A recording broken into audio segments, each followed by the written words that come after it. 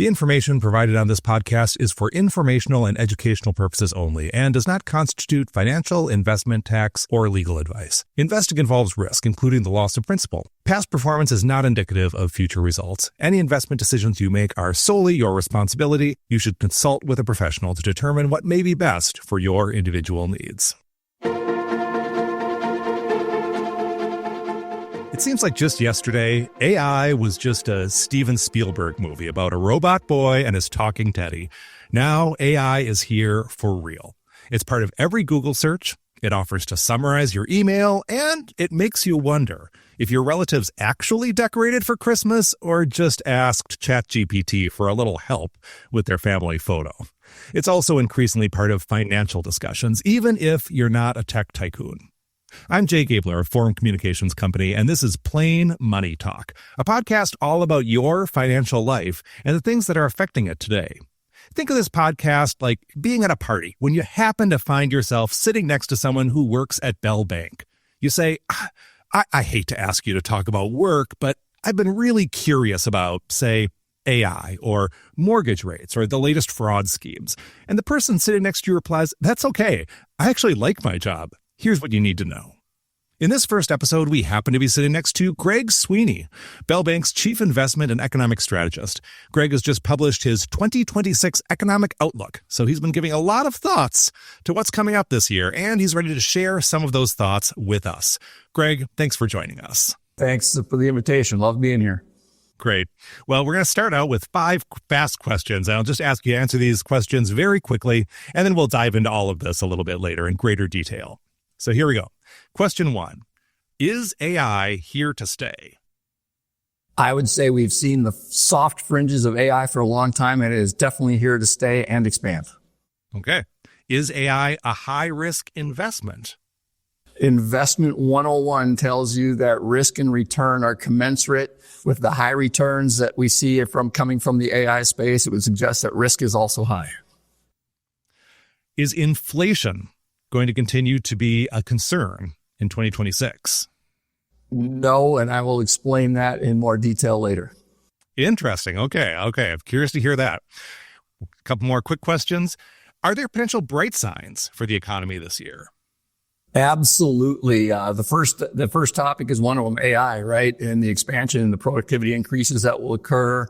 We have a new tax bill that's out that will increase tax refunds. We've got some depreciation schedules that favor capital investment, and all sorts of things that I'll try and expand on later in this production also. All right. Well, that's good teasers for people to keep listening. Okay. Last quick question. What's your favorite chatbot? I would say that my favorite chatbot is probably going to have to be Grok, just because of the basis that its core thesis is to be truth seeking. Okay. All right. Well, interesting. So let's get into it. But before we talk about AI and the outlook for this year, let's learn a little bit more about you. Where are you based in your job? So our footprint from an investment management standpoint spans a big geography in the United States. And if you had to pin me down, I would say that I'm based out of our Eagle, Idaho offices, which is a sister city to Boise. So it's the Boise metro area. But I'm quite mobile. And so I'm there, physically there less than half the time, and I'm out and about most of the rest of the time. Okay, so you get to travel. So in keeping with the theme that if you're imagining we're sort of at a party here, what's the short version? If someone asks you exactly what do you do at Bell Bank, how would you describe your job? There's going to be a lot of people that chuckle at my response because I'm going to give you a sports analogy, and that is it's like signing up for the Olympics but not knowing what event you're going to participate in. Every day when you come in, it's something different, and you have to be prepared to handle whatever that something different is. And I kind of thrive in that environment where you wake up and you don't know what the thesis or theme is going to be for the day. So that's what I love about it, is it always changes. Okay. So to dive into our topics here, we're talking about AI. It's one of the most important things to know about if you're thinking about what's happening with this year's economic outlook. When did AI first start to become something you were really paying attention to in your role? And what's happened over the past few years? So a lot of us have engaged with AI for a lot longer than we think. Okay. And this is going to be, I think, probably some of what of an aha moment for the viewers or listeners of the podcast, right? But AI has been part of our daily lives for 10 years now. And you're thinking, Greg, 10 years, right? How do we come up with 10 years? Well, the Alexas, the Cortanas, the Hey Googles, the Hey Siri, right? Those are all the soft edge versions of AI, right? Most of us weren't afraid of using them because we weren't told that it was AI. And so we just freely oh, okay. And so it's been with us for a long time. Okay. We're now getting to the more serious part of AI. Right. That's really what's been happening the last year or two is we start using the term AI and understanding that it can do more for you than just turn your lights on and off. Right. Yeah. And I'm sure after that rundown, a lot of our listeners now are surrounded by devices saying, yes, how can I help you? You summoned? I summoned me? Oh, yeah. Hi. Anyway. So one of the big stories financially of the last couple of years has been all of this money pouring into AI. So my question for you, Greg, is where is all that money going exactly? What is all that investment capital actually buying right now? Right. So I think the best way to explain it, at least from my perspective, right? I am not down into the daily business of coding and creating AI. So, but based on what I do, I have to interpret AI and what AI means and what AI might be. And I would say the answer to that question is it's like us growing up as humans, right? We go to school, we learn, we engage in sports or other recreational activities. We fall, we get hurt, we get up, we try again. We make mistakes, and then we go to high school, and then we go to college. Maybe we do some, post college education. Then we hit the real world. We have mentors. We have people we look up to, right? What AI is trying to do is cram those experiences into a collection of databases as fast as they possibly can.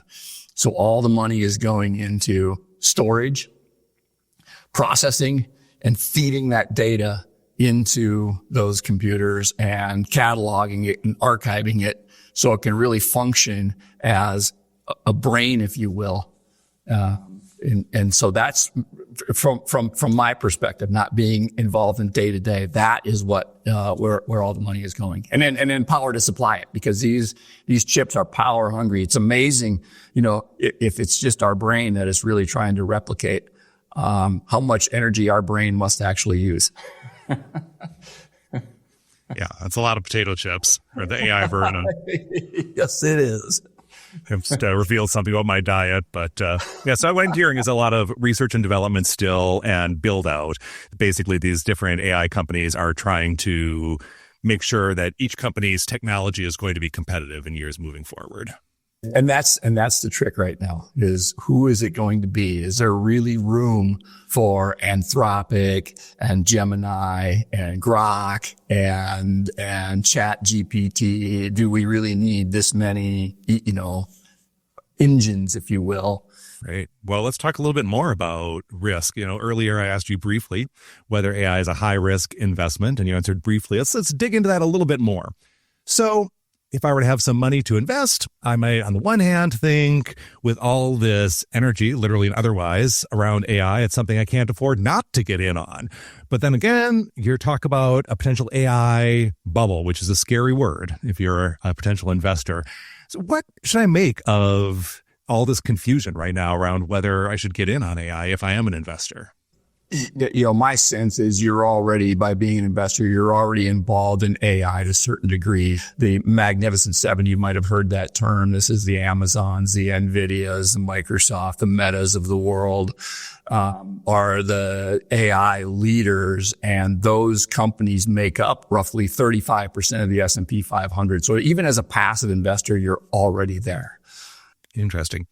But then if I were to think about being a little bit less passive, maybe if I have some flexibility to consider moving a little bit of additional investment towards AI, I don't know that you can answer this. Each investor has to decide for themselves, but is that something that you are seeing clients, move towards these days? Sure. So this is the question that has our compliance officer squirming in their chair. They're saying, "Oh, Greg, don't make any recommendations, please." So what I'm going to say is anything I say is not meant to be a recommendation or an endorsement of anything. So, but anyway, I'm going to go back to the is it risky part of this question to help answer that. Is there room for all of these AI engines out there? And if there's not room, who's going to survive, right? I mean, the great part about this build out that we didn't see during the dot-com crisis, and if we have time, I'll make some comparisons to that dot-com crisis. But the build out of this, the reason it's risky is, first of all of them are going to survive. But what's unique about this, when they talk about the AI bubble, is the dot-com was built on revenues but no profits. But these AI leaders right now, particularly, I'll use Google as an example, right? They have revenues. They have the cash flow to fund this.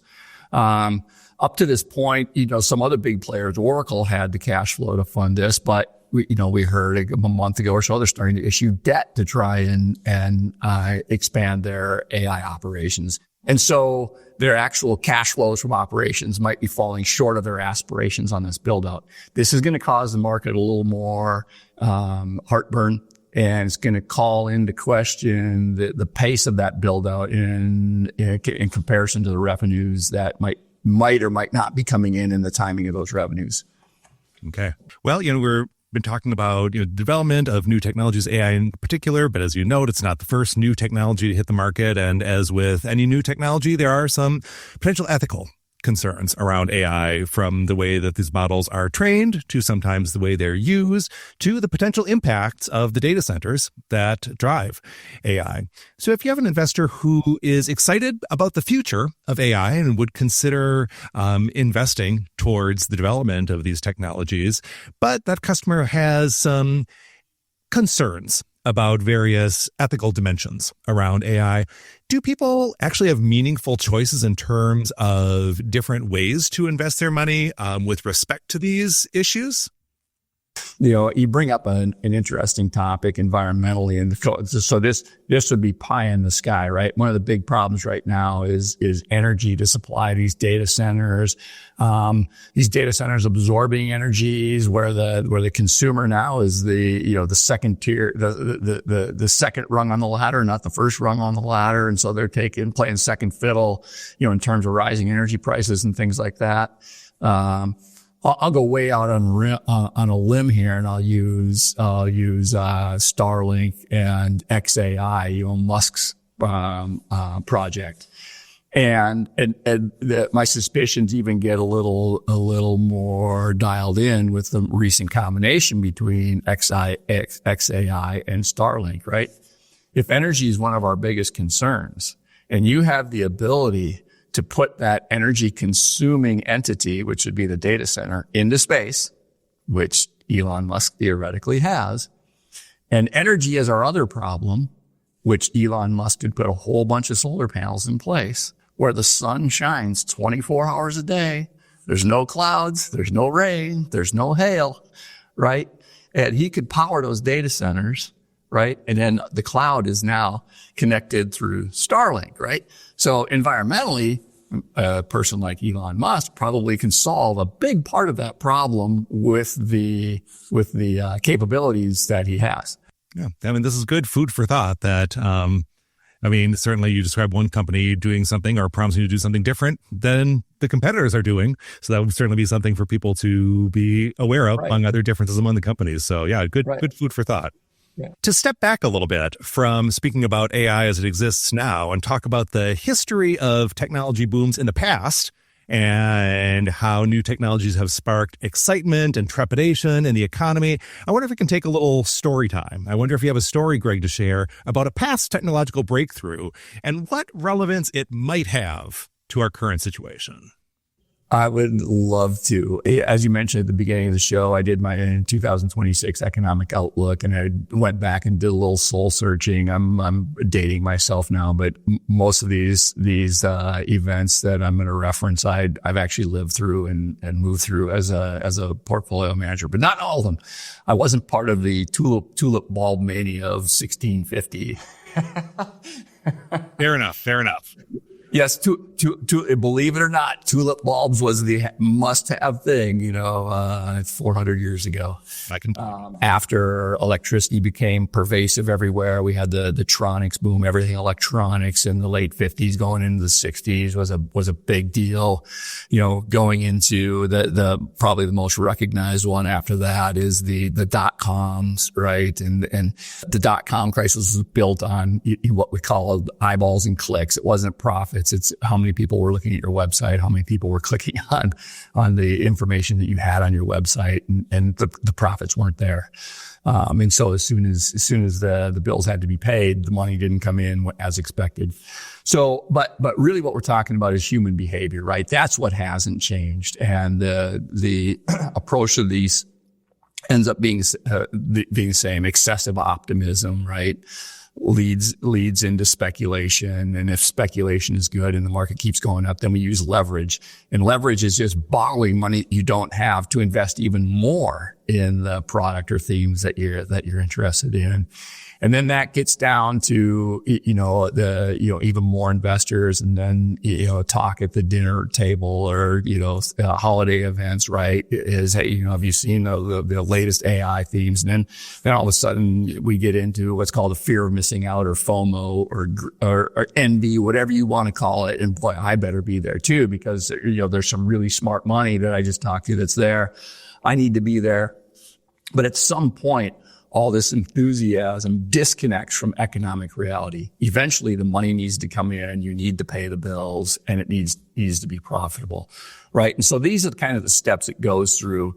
Where are we in these steps right now? I would say we're probably in the FOMO phase, the fear of missing out, the envy. And we're still trying to settle on, all the analysts out there are still trying to settle on the economic, reality. Is there an economic reality?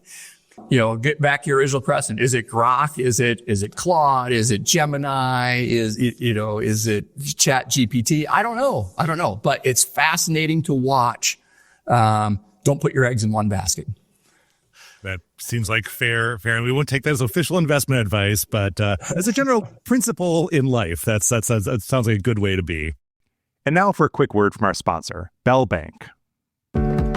Behind every moment, there's a feeling of happiness, of security. Behind every dream, there's a spark. With every challenge, there's a safety net. Behind every victory, there's a team. Behind every moment, there's Bell Bank.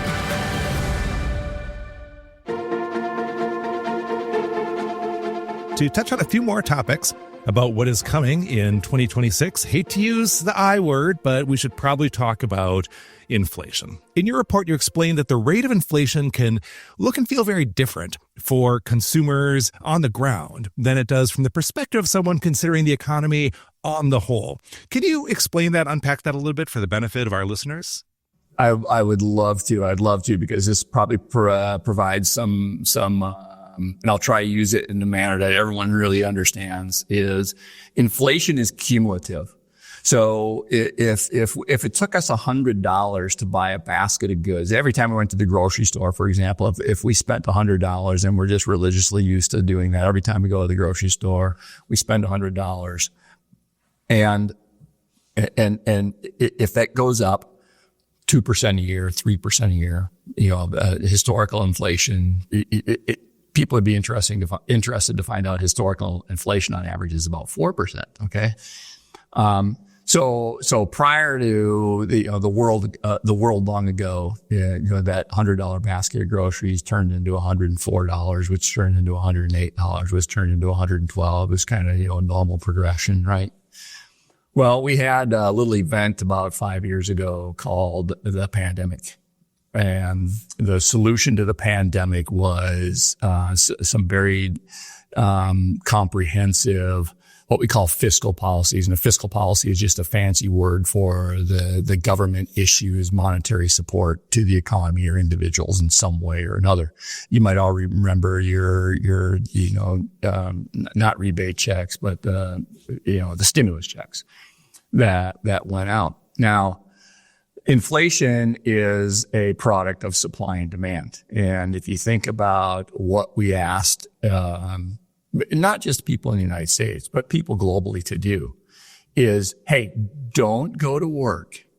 Don't produce anything, but here's some money to pay your rent and go buy groceries and, buy gas for your car or whatever it is you're going to do. Well, if you provide money going into the system, but you restrict production, pretty soon the supply of money outstrips the supply of product that's being purchased, right? And so now the product becomes more rationed. And the only way to get the rationed product that you want, since none of us are out there producing now, because the message was stay home, so we don't communicate this disease. While we try and figure out what's going on, the groceries, the gasoline, the lumber, all the supply chains became constrained, and our unlimited money, right, coming from the stimulus, started to outweigh the supply of product available. So to ration the product, prices had to go up. So we went through a bout of 5 to 6% inflation, and I might be off on my years, 2001, 2002, we went through a 9% inflationary environment. Well, once you hit a 5 or 6% and a 9% environment, that $100 basket went from $100 to $105 to $114 in a very quick period of time, right? Inflation is cumulative. Just because inflation subsides and goes from 9% to 3% doesn't mean the price of that basket went down. It just means it went from 114 to 117. It started going up at a slower rate. The problem we've had over the last 5 years with that spike in the wake of the pandemic is that our incomes didn't keep up with it. Our incomes didn't go up at 5 and 9% in the wake of the pandemic. They continued to go up at 3 or 4. And so if we look at the last 5 years, inflation's up about 28%. Our income's only up about 24. So we're starting to see that now, saying, geez, I just can't, that basket of goods I used to buy is a smaller basket today, and I'm paying more for it. And that's where the frustration comes from on the inflationary front, even though economists are saying, big celebration, inflation's only 3%. But because it's cumulative, those numbers just keep going higher and higher and higher. It doesn't go down really ever, because we've never really experienced a deflationary environment, which is what would be required for those prices to go down. So that now I'm coming full circle back to your original question: is inflation going to be a problem? Based on historical averages, no, it's really not a problem right now. It's a problem because of what's happened, and it's baked in, and you can't get rid of it because it's cumulative. Right. Well, so you mentioned the Federal Reserve. So let's dig into what the Fed is looking at right now. Everybody's watching to see what's going to happen with interest rates. What are the factors that the Fed is considering sort of right now as it weighs those decisions regarding what might happen with interest rates this year? So the Fed has two responsibilities, and I'll summarize them as maximum employment and reasonably stable prices. So reasonably stable prices means as low as inflation as they can get. Maximum employment means employing as many people as they possibly can without stimulating inflation. Okay. Now, that seems easy enough, doesn't it? Seems easy enough, but it is very difficult, right? Employ too many people, too much money, kind of like I explained in the wake of the pandemic, not enough production, or if people's productivity capacity weakens, right? And money earned and money spent outstrips the ability to supply product, inflation goes up. That would be an economy operating beyond its potential because they can't produce enough stuff to meet the demand. To the extent that the economy is slowing down, the Federal Reserve lowers interest rates to stimulate borrowing, to stimulate building, and create demand for excess product that we have. And it's a very, very delicate balance. Fed's role seems simple. In practice, it's really, really hard. They have to, thread the proverbial needle all the time between those, what are really, polar opposites or opposing, subjects. Right. So politics aside, the Fed is going to be looking at what you were describing as inflation rates that are not out of control compared to recent years. And that's going to be a big factor, perhaps, in informing what they decide to do with interest rates this year. Yes. Let's call it reasonable inflation. And one of the ways, right, is inflation becomes less of an issue if people's compensation is keeping up with the inflation rate, or even better yet, exceeding the inflation rate. Well, what's laying there in the background that allows you and I as workers to increase our productivity? AI. Right? So if I show up to work, I'm just going to do something simple, and my job is filling wheelbarrows full of dirt, and I'm pretty physically fit, and I can fill 100 wheelbarrows full of dirt a day, and my employer pays me a certain amount of money for doing that. Right? If somehow I just came up with an idea to fill 110 wheelbarrows of dirt a day, right? My employer can sell 10 more wheelbarrows of dirt, and if my compensation goes up by 5 wheelbarrows of dirt and my employer's income goes up by 5 wheelbarrows of dirt, we both win, right? So I became more productive somehow, in filling my wheelbarrows full of dirt, and my compensation went up by being more productive. Now, I'll use a little more real life one in my own shop. I work with the greatest team in the investment management business, and these guys and gals are just absolutely fantastic. And they are always exploring the edge of the box. And one of my colleagues came to me the other day and says, "Have you seen the new, Claude, XL plugin?" He says, for $20, you get the expanded Claude, which is Anthropic's product, and it will interface with XL, and you don't even have to be an Excel expert anymore. You just have to tell it what you want it to do. And Claude builds the Excel spreadsheet, formulas and everything. And I'm thinking, wow, because this kid is really smart in finding the present value of future cash flows and evaluating what a stock is worth, right? And that's where I'd rather use his talents. But if he can get Claude to build him a spreadsheet in 15 minutes that he used to take 2 hours on, everybody wins. He wins, I win, right? Because I can produce more output, using that crutch. So we have an excellent tool really at our fingertips if we start exploring the edges of the box, what it can do, how it can help us in our daily lives to increase our productivity, to increase our compensation, to hopefully get our comp, moving ahead of inflation. Our employer wins, we win. There could be an AI Jay interfacing with me right now, and you wouldn't even have to be here. I can only imagine what my employer would have me doing if there was an AI Jay taking care of this interview right now. You might have to come up with the creative part of it, right? The topics, the subjects, the aspiration, the parameters, right? AI is really bad at that, but you would be really good at it. Oh, well, thank you. Yeah, I appreciate the kind words. I try. So in your report, you mentioned something called shadow banking. Now, I have to say that phrase doesn't make it sound like a good thing, but according to your report, a lot of people think it's fantastic, and it could be something we're hearing more about as ordinary folks and investors in 2026. What is shadow banking, and why does it matter to us? So it's nothing sinister. So the banking environment is really just core to our U.S. economy and basically economies worldwide, and it's very, very, very, very. I don't think I can use enough varies in there. Regulated, right? It's a big deal if a banking institution goes down. It's very disruptive. It's disruptive of trust. It's disruptive operationally. It's disruptive of relationships, that go way beyond most people's understanding of banking, derivatives and, reinsurance or loan participations, things like that. It's extremely disruptive. Very regulated environment, and the effort that, problems never surface.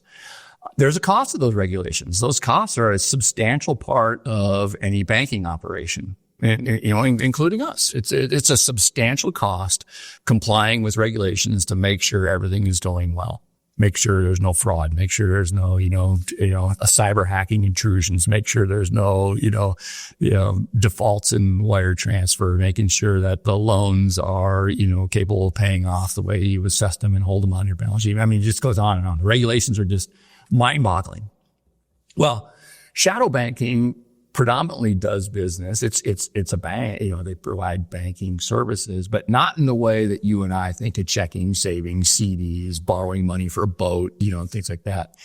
These shadow banking is for what they call qualified borrowers, right? These are companies that want to do inventory loans, notes receivable loans. Maybe they just want to take out, debt for general corporate purposes. They're supposed to be big enough to understand their risks. The borrower is supposed to be educated enough to understand their risk. The lender, the shadow banker, is supposed to be big enough to understand their risk. And the source of funds, right? The source of funds to a bank are our depositors, our CD, our CD purchasers, things like that. Well, a source of funds for a shadow banking entity are what we call high net worth hedge funds, private equity, private credit. Again, investors that are supposed to be sophisticated and educated enough to know what they're getting into, right? They know they're getting into a lower regulatory environment. They understand what this shadow banking operation does. They lend to other sophisticated companies out there. Long story short, is they're providing bank-like services on a different plane, if you will, with the idea of it being more affordable for the borrowers because the shadow banking companies don't have to comply with all these regulations. And the investors, if you will, are more understanding of the fact that those regulations aren't there and they could be more exposed to losses. They're willing to take that on because now they're the beneficiary of whatever money the shadow banking doesn't spend on regulations, right? After the shadow banking folks take their cut for loan administration and collections and things like that. So it's nothing sinister, but it is a competitor for the banking environment because a lot of these companies used to go to an investment banking firm, issue bonds in the public market, file registrations and things like that. And shadow banking allows it to be just a little simpler, I guess, from the borrower standpoint. And you're indicating that, I'm not a person who would normally be qualified to participate in shadow banking because I am not, one of these types of entities that you describe, someone who has a certain amount of capital, certain amount of expertise or, involvement in a certain area of the market. I'm just a person who might want to borrow some money at some point.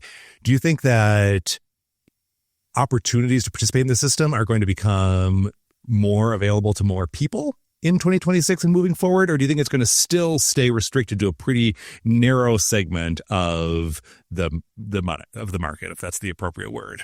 Yeah. So there's a big push, right? The private credit folks, over the last 5 to 10 years have earned, what the market refers to as outsized returns, right? I don't, my personal opinion is there really no such thing as outsized returns, right? Because the return should be commensurate with the risk. But we'll just go with the market thesis, is that, those investors have earned outsized returns. Why shouldn't the individual investor be allowed to also earn those outsized returns? There's a push to try and get private credit, more private credit than private equity right now into 401k plans. So individual investors have access to that. So I told you I kind of revealed my time, my age. I'm 40 years into this business, right? And I've kind of seen this over and over again. By the time that you want to push ideas like this, like this into the individual investor market, they've about played out. And the individual investor is not historical performance is not going to be the same as future performance. So, but that's my experience, the cynical side of me. Okay. All right. Well, this is a good perspective, Greg, and I want to respect your time. I won't take too much more of it. But, we've touched on a lot of different topics about this year's economic outlook and factors that play into that. Anything else, potential developments we should be watching for, whether you're thinking about an investment portfolio or just your everyday family finances this year? Capitalist economy expansion usually does not die of old age. There's something that comes along that disrupts it. We've been talking about it earlier, the, .com, the housing crisis, the coronavirus pandemic, something disrupts it, right? And that's why predicting what the next year or 5 years is going to look like is, I'll just say it, impossible, right? My team knows my old line, our chance, we have two potential outcomes with our economic prediction this year, lucky or wrong. And odds are extremely high that it's wrong. Is it dangerously wrong? Probably not. Is it marginally wrong? Yeah, absolutely. So unless you can predict those unforeseen events, which no one can, you really can't, predict where the stock market's going, how much economic growth is going to be. But assuming nothing happens, right, a capitalist economy usually continues to expand. So we're looking for GDP growth, gross domestic product, which is all of our production this year at 2.5%, and with strong indications that it could actually be higher than that. We could see, if enough things fall in place, that this is probably one of the higher potential years for GDP that we've seen in the last decade or more. I'm also very hopeful that we see an end to the Russia-Ukraine war, and Russia and Ukraine come back online as global producers of the products they're known for, oil, grains, wheats, things like that, minerals, metals. So really looking forward to, two of those things potentially helping out the global economy and economic growth in 2026. Okay. Well, thanks again, Greg. As you say, nobody can predict the future, but the information that you have shared and the perspectives you shared certainly will give our listeners a better idea of what to keep an eye out for and what to consider looking into 2026. So appreciate your time. One last question. What is a piece of financial advice that you wish you had been given long ago? Sure. I love the question. And I truly do wish I was given this information a long time ago. But it was what I call now, pay yourself first. When you start working, take 5%, 10%'s better off the top before you look for that fancy apartment, before you buy that fancy car, before you commit to things that, are outside your budget. Make your budget only 90% of your income. Take that 5 to 10%, slice it off. Create an individual investment account for yourself. Don't get fancy with it. Just, use passive strategies, S&P 500, NASDAQ, Dow. Maybe you want some bonds. I say don't get fancy. You don't need, we talk about private credit and shadow banking and private equity. You don't need to do all this stuff. Turn off the TV. You don't need to, make different allocations based on day-to-day news. That's not how you win this game. You win this game by being consistent and disciplined. So create that account, put the money in there. It's going to be discouraging. I can tell you that. But what I'm really trying to get you to do is make the time value of money work for you. The first 100,000 is the hardest. And you're saying, Greg, I'll never get to 100,000. Yes, you will if you do this. At the end of the first year, you might only have $1,000, maybe $2,000 in there. It's going to be real easy to get discouraged and say, this isn't getting me anywhere. It is. Stay with it. Keep doing it. And pretty soon you get to that $100,000 mark, right? You're saying, wow. Well, now you start looking at 10% market returns and your 100,000 turns into 110. The rule of 72 says that a 10% return, your money doubles every 7 years, excuse me. So that 100,000 7 years later is going to be 200. At 200 is going to be 400. At 400 is going to be 800. At 800 is going to be 1.6 million. And I've only gone 28 years. Okay. So use the time value of money. Use that strategy to pay yourself first. Get started. Don't get discouraged. Don't change course. Just push on through. So can't predict the future, but math is math. And if you want that delicious Thanksgiving dinner, you got to take the turkey out of the freezer sometime before, the Macy's Thanksgiving Day parade begins. Great advice. It's my version. Anyway, thanks very much, Greg, for the advice and the real talk. I appreciate all the perspectives you've shared, and I'm sure our listeners will appreciate it as well. So have a great day. And thanks to all our listeners.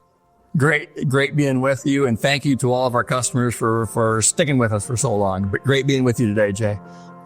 Thanks everyone for listening to the first episode of Plain Money Talk. If you're wondering what Greg's outlook means for your finances in the year ahead, Bell Bank Wealth Management is here to help. Bell's advisors take the time to get to know you and your family to build a plan that works for you. Whether you're reviewing your investment strategy, saving for a child's education, or preparing for retirement, they can help you navigate your financial future with confidence. Visit bell.bank/wealth to learn more today. Bell Bank Wealth Management products are not FDIC insured, have no bank guarantee, may lose value, are not a deposit, and not insured by any federal government agency.